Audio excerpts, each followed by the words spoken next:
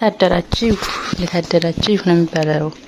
ዛሬ ቀናችን ደግሞ ክኩል ተቀመነ መሪኔጣን ነው። የዛሬው ስራችን ይሄን ይመስላል። ምን ይመስላችኋል? ክክ አሁን የጥዴ ነው፣ እየበሰለ ነው። ተበስል በፊት እዚህ ሻያችን እየጠበቅን ነው።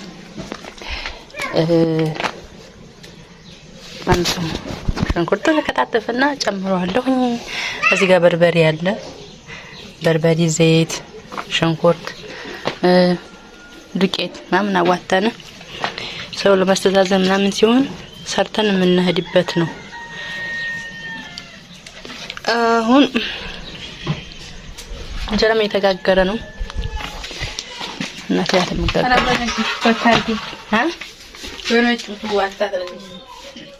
ያንኛው ቆሻሻ ነው። ወተት አጥልልበት እንጀራ ይሄን ይመስላል። አይ ይሄማ የበቀሎ እንትንማ ምርጥ ነው። ታውስ እዚህም እንጀራ ይጋገርበታል። አቤጭስ እንጀራ ይጋገርበታል። ከዛ ደግሞ በክሰል ደግሞ ሌላ ስራ ይሰራበታል። ማሻአላ ነው። ሰው ጫማ እየለበስኩ ወልጄው ሽንኩርቱን ከተፍኩኝ እንዳልኳችሁ ሰው ለማስተዛዘን ስንሄድ በእንጀራ ከሆነ ሰዎቹ ተጠራቅመን ማለት ነው። ይሄ በርበሬ ቅድም የነበር ደግሞ ሌላ መጣ። ሽንኩርቱ ዘይቱ ምናምን ተቀላቅሎ በየቡበይ የሚሄደው ሰው ይዞ መጥቶ አቀላቅለን ነው እንትን ነው። ይሄ ሻይ ስለነካኝ ደግሞ ለለያ ለወጥቷ ነው ያቻለው። ሻይ እዚህ እየሰራን አሁን ሽንኩርቱን እዚህ ጋር ልጨምር ነው። ቢስሚላህ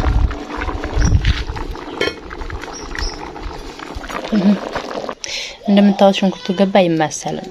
ውሃ አጥሮታል። ትንሽ ውሃ ጨምርበታለሁ ደግሞ ከዛ እንጨቱ ይነደማል። እሺ በነገራችን ላይ ሃንከር ትምህርት ነው። ታውቁት የፈለገችው ቦታ የምታንቀሳቀሱ ነው ማለት ነው። እንደምታውቁት አሁን ጋርጊዋ ጨምር ከዛ ይበስላል። ጭራሽ እንትን መንካት የለበትም መማሰል የለበትም። ከተማሰለ ያራል ማለት ነው። ውስጡ ገብቷል። እንደምታውቁት ማማሰል ይጀምራል። በርበሬ ይገባል። የበቀለው ስንዴ ነው ያረጋጋለው። ስንዴው ስራ ተፈጠቀ። ስንዴው ይሄ አሁን ስንዴ ማይ ተፈጥጓል። ጨምሩ ሰው ሁሉ ዋናው ሙዲያል ግን የበቀለው ያለና ጨምሩ መጥሩ እስቲ ቆይ ከነ ስንዴው ያለ እንደ ጨምሩ ሁሉንም ፀሐይ ስታን ጠብቂ። አይ አረባክ በርብጂ እየቀረስኩ ቢስሚላህ እንጀጣ ፈጣርከው ጨምሩ እንጂ ጥሩ ማሮሊ የተደበላለቀ ነገር ይጣፍጣል። አቀረ ማሮሊ ካልብለሽ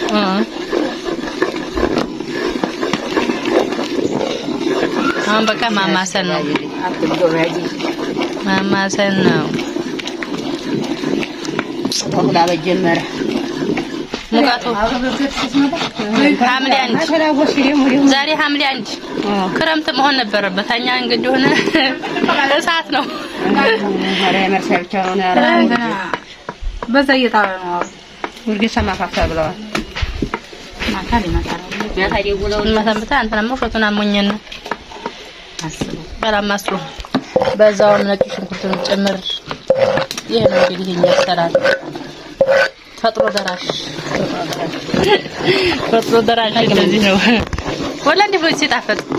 አረ ላውን የሚጨመረው ነው ሻጋው ነው እኮ ለይሄ እኮ ነው እንደዚህ ከምታቆላል ያን ምሽወጥሮ ሀዘን ተናለ ወቆለ ሽትክ ሲደረግ ይሄ ወቆለ በርበሬ ምናምን ይጣፋ ተባቀመም ወጡ ተሰርቶ አሁን ቀስ ብሎ ነው እየበሰለ ያለው። እንጨቱ ጠፋፍቷል። ባለው ፎም ተፈጨ ደረቀ ነው ይባላል። ተባቀመ ብዙ አይናቀመ ደረቀመ የቅመም አይነት ሁሉ ገብቶበታል። ዙሩ ተቆልቶ ታምሶ ተወቀጠ። ከዛ እንደዚህ ጠብጠብ እያደረግን እንጨምራለን። ማሻአላ ሆኗል። ስንቀዳው ደግሞ እንገናኛለን። እዩ እንጀራው ይሄ ነው እንግዲህ ተጋግሮ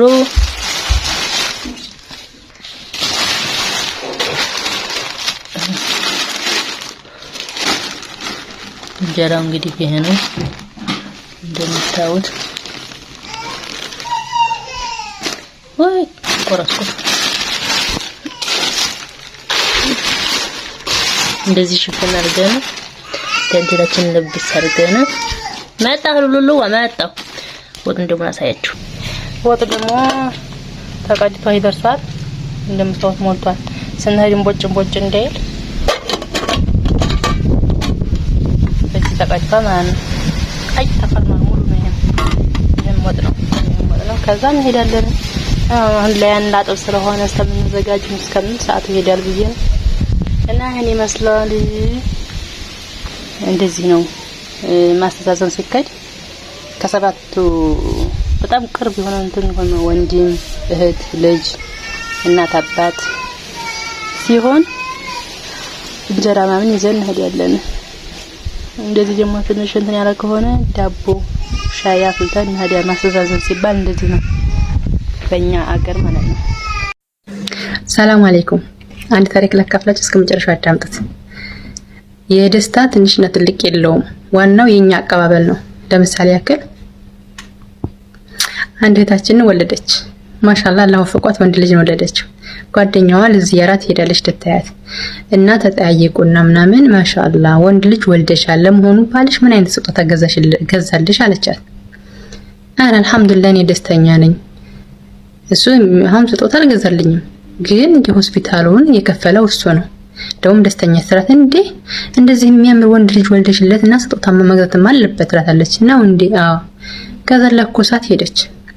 አለች እናት እንግዲህ ስትወሰውሱ አለች። ባለም መጣ ከስራ መጥቶ እንደገባ ድካም ነበረ ብስጭትም ነበርና እሷ ደግሞ ስትጨመርበት ለምንድነው ስጦታ አልገዛህልኝ ወንድ ልጅ የሚያምር ወልጀልህ ምናምን ያይስተጨቃጨቁ ጀመር። ስሜቱ ጥሩ ስላልነበረ በዚህ ምክንያት ተጫጫኸው ነገሩ ትልቅ ሆነና ተጣሉ። ከመጥራትም ፍችም መጣ፣ ተፋቱ። እቺ እናት አሁን ከወለደች ራሱ 2 ቀን አልሞላትም፣ ደሞ ራሱ አልደረቀም።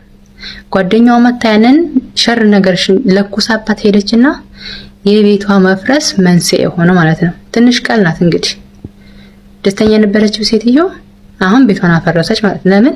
የውጭን ስለሰማች ባላት ነገር ተደስታ አላህን አመስግና እንደ ቤቷ ብትኖር ኖሮ ህይወቷ የበለጠ ያምር ነበር። ግን እሷ የሌሎችን ሰምታ ለምን ስኔስ እንደነሱ አልሆነልኝም፣ ለምን እንደነሱ የለኝም በማለት ራሷን ያላትን ደስታ አፍርሳ እንግዲህ እዚህ ደረሰች። ስለዚህ ሰው እንደ ቤቱ እንጂ እንደ ጎረቤቱ አያድርም።